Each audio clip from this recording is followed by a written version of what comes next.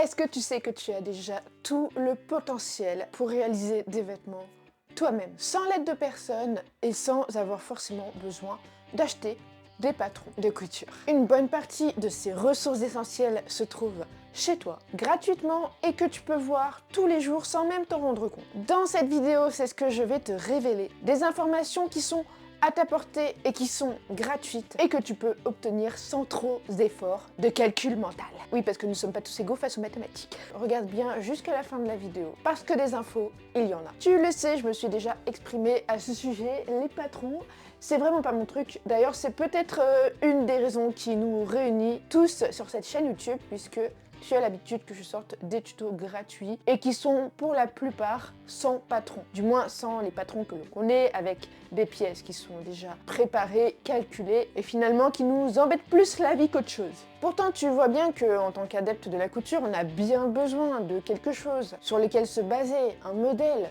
un gabarit pour réaliser les accessoires que l'on souhaite ou des vêtements. C'est donc en cette étape que je vais te révéler comment est-ce que tu vas pouvoir faire depuis chez toi et qui va révolutionner ta vie de couturier ou couturière. Ça, c'est cool. Allez, c'est parti, on y va. Étape numéro 1, à partir d'une idée, d'une envie, de quelque chose que tu as envie de coudre, tu vas rassembler tes idées soit par un dessin, soit par des photos que tu peux trouver sur internet comme sur Google Images ou Pinterest ou sur les réseaux sociaux, et tu vas rassembler toutes les techniques que tu voudrais mettre sur le vêtement, c'est-à-dire si tu veux mettre des poches, un certain col, si tu veux mettre par exemple une paremonture, si tu veux une coupe en particulier, bref, tu vas mettre, alors soit en écrivant, soit en dessinant. Le mieux c'est de dessiner et de mettre des notes pour avoir un peu une idée globale, pas besoin d'être un as en dessin, hein. Et à partir de là, à partir de la structure de ton idée, tu vas aller regarder dans ton armoire, si c'est pour toi-même par exemple, et tu vas sélectionner un modèle qui se rapproche le plus de ce que tu voudrais réaliser. Moi, dans cet exemple, je vais prendre l'idée d'une veste en jean, et à partir de cette veste en jean, l'idée c'est que j'aimerais obtenir un manteau, mais un manteau beaucoup plus large, un peu plus long pour l'hiver, avec à peu près la même coupe. Et à partir de là, tu vas pouvoir structurer ton idée concrètement. Tu l'as compris, cette veste en jean, on va pouvoir la dupliquer directement pour réaliser ce que l'on souhaite. Ça peut fonctionner avec une veste en jean, un pantalon, un t-shirt, vraiment, absolument tout ce que tu veux. En choisissant le modèle, il faudra juste faire attention comment est-ce que le vêtement tombe sur nous. Donc si tu as un mannequin, c'est bien, mais c'est important de le tester, de l'essayer, parce que tu peux très bien réutiliser un vêtement qui te va pas, soit qui est trop grand, soit qui est trop petit, reprendre cette base et la modifier après pour réaliser un vêtement que tu as envie de retrouver. Voilà. Le principe ici, dans l'étape numéro 2, ça va être de dupliquer le vêtement sur papier. C'est pourquoi c'est important de voir si le vêtement nous va ou pas. Comment est-ce qu'il tombe et quelles modifications on veut lui apporter. Et ce qu'on va faire, c'est qu'on va reporter les pièces les plus importantes. Par exemple, sur cette veste en jean, on aurait le devant, le dos et les manches. Et bien sûr que on va simplifier. Par exemple, moi je vais pas faire ça, je vais faire un manteau, mais la veste en jean, il y a plein de pièces. Tout ça, je m'en fiche. Je simplifie pour prendre que ce qui m'intéresse. Une fois que tu as ta base, eh bien tu vas pouvoir ajouter tout ce que tu as envie d'ajouter sur le modèle. Par exemple, si tu veux un certain type de col, si tu veux ajouter des manchettes comme ici, si tu veux ajouter une fermeture, une glissière, des boutonnières, des poches plaquées, des poches passepoilées, eh bien c'est là où tu peux ajouter tous les éléments que tu veux. Tu peux également ajouter une parementure à la place d'avoir des pièces rapportées comme ça sur le vêtement. Vraiment, imagine tout ce que tu veux à partir de cette base. Et avec de simples mesures, en vérifiant en fait si tu as les mêmes mesures sur papier, tout à plat, eh bien tu vas pouvoir découper le papier et voir déjà pour les fournitures. L'étape numéro 3, elle est importante, elle peut être interchangeable avec l'étape numéro 2, c'est-à-dire que avant de réaliser la création, tu peux très bien avoir une imagination à partir d'un tissu. Tout dépend sur quoi tu te bases et sur l'idée de départ. Si tu as déjà ton tissu, forcément ça va changer la donne par la suite. Je sais pas si tu m'as compris, mais voilà, l'étape numéro 2 et 3 peuvent être interchangeables en fonction. Je m'explique. Moi, j'avais déjà un tissu qui m'intéressait et je me suis basée aussi avec ce que j'avais déjà.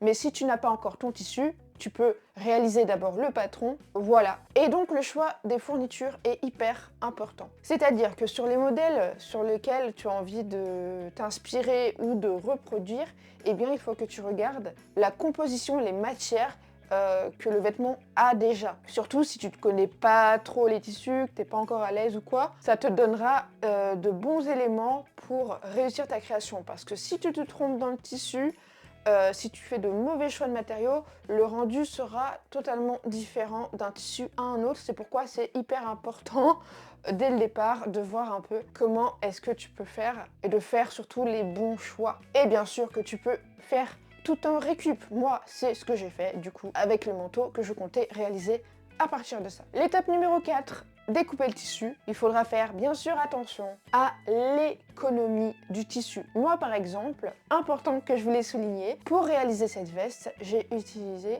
un tissu à carreaux que je n'ai pas forcément aligné. En fait, les carreaux, je les ai pas forcément alignés.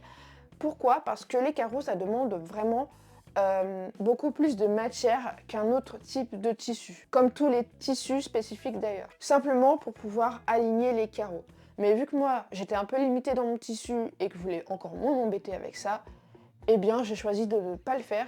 Et vu l'aspect de mon tissu et le rendu que je voulais, ça se voit pas du tout. Et même, pour te dire, j'ai utilisé certaines pièces comme les poches que j'ai fait dans le biais, c'est-à-dire que les carreaux sont dans le biais, ouais. Et ça donne un style que j'aime bien. Du moment où tu respectes le droit de fil, tu n'auras pas de soucis pour les pièces principales, c'est-à-dire le devant, le dos et les manches. L'étape numéro 5, je pense que c'est une étape que l'on préfère le plus au monde.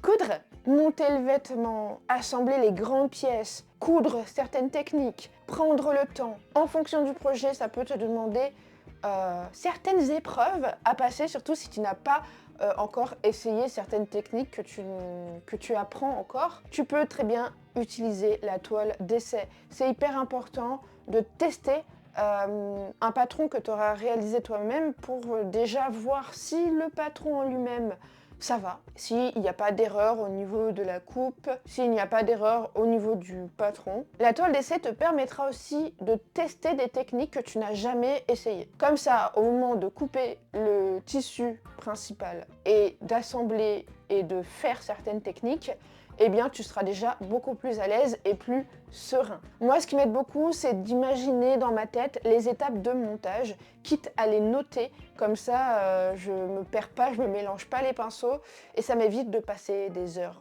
à dépiquer.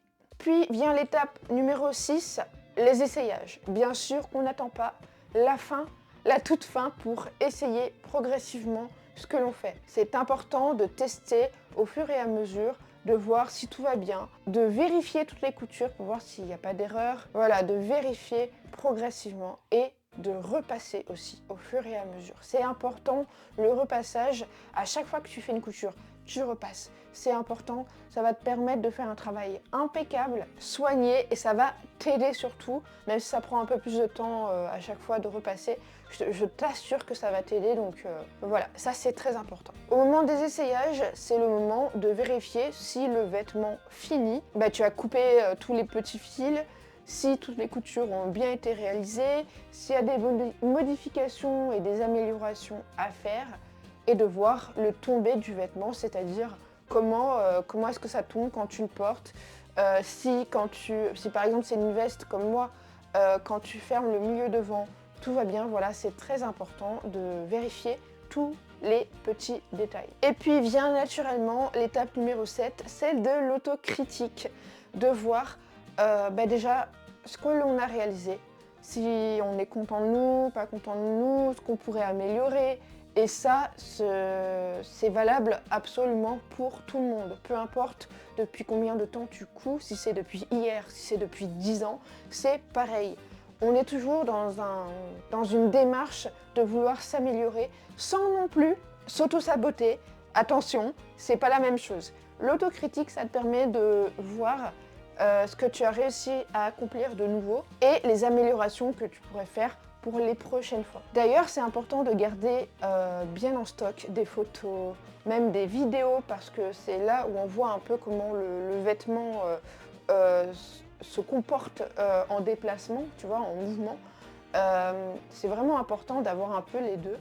Surtout, c'est une création que tu vas offrir ou vendre. Pour moi, c'est important de garder un peu ça en stock, tu vois, parce que par la suite, tu vas plus forcément te souvenir, surtout si tu fais beaucoup de créations. Et quand tu vas revenir en arrière et que tu vas voir de quoi tu es parti et l'évolution, ça c'est vraiment top, top, top. Donc vraiment, je te conseille de le faire parce que ça va te permettre de voir ton évolution. Et crois-moi, ça a toute son importance. Et encore une fois, ne tombe pas dans le piège de te comparer avec d'autres personnes. Tu n'as pas le même parcours, tu peux pas te comparer à quelqu'un d'autre. Ça va te dévaloriser. C'est important de regarder ton propre travail, de t'inspirer des autres, c'est bien, mais de pas juger ton travail à côté de celui de quelqu'un d'autre pour lequel tu ne connais pas son histoire, tu ne sais pas quel est son niveau d'expertise, depuis combien de temps elle court, quelle formation elle a faite. Tu sais pas tout ça et surtout, les réseaux sociaux, ce n'est pas du tout le reflet de la réalité. Des fois, tu vois des belles choses, mais peut-être que tu vois pas forcément les dessous des coutures. Peut-être que dessous, c'est pas portable. Ça, tu ne sais pas. Donc vraiment, je te recommande de ne pas te juger par rapport au travail des autres que tu peux voir sur Internet. Et voilà ce que tu peux obtenir à partir de ça. Un manteau que tu aimes, dans lequel tu es à l'aise, dont tu es fier. Et ça, c'est cool. D'ailleurs, moi, j'ai une étape bonus numéro 8 en plus à te proposer. Tout ce que je t'ai raconté là, je l'ai filmé. Cette réalisation, j'ai tout filmé de A à Z en t'expliquant en détail, étape par étape, de A à Z. J'ai absolument tout filmé. Et j'ai réalisé un cours spécial où je montre tout. Donc, si toi, tu ressens le besoin d'être accompagné, si ce que je t'ai dit dans cette vidéo, ça t'a inspiré, si tu as envie d'apprendre, si tu as envie que je t'aide à faire un bond en avant dans la couture, eh bien, je vais pouvoir t'aider grâce à ce modèle. De plus, je t'ai pas encore offert mon cadeau de Noël. Pour accéder à ce cours, je te fais une offre qui est valable seulement pendant 3 jours à partir de la sortie de cette vidéo. Donc, ne traîne pas, va voir et si ça t'inspire, fonce! J'espère t'avoir éclairé sur une méthode que tu peux réaliser depuis chez toi. Tu peux expérimenter. Tu as plein de patrons gratuits depuis ton armoire. Ça, c'était un seul exemple. Je pourrais reprendre cette veste en jean pour faire encore autre chose. C'est ça la magie de la couture, de la création, de pouvoir faire tout soi-même. Des vêtements qui nous vont, dans lesquels on se sent bien, avec les couleurs que l'on veut porter et surtout beaucoup moins cher que certaines créations que l'on voit en magasin qui coûtent une fortune, surtout quand les coutures elles sont bien faites, tout ça, tu peux l'apprendre et le réaliser toi-même. Et ça, c'est un luxe que personne ne pourra t'apporter à part toi-même. Je te remercie d'avoir regardé jusqu'ici la vidéo et je te dis à plus. Salut!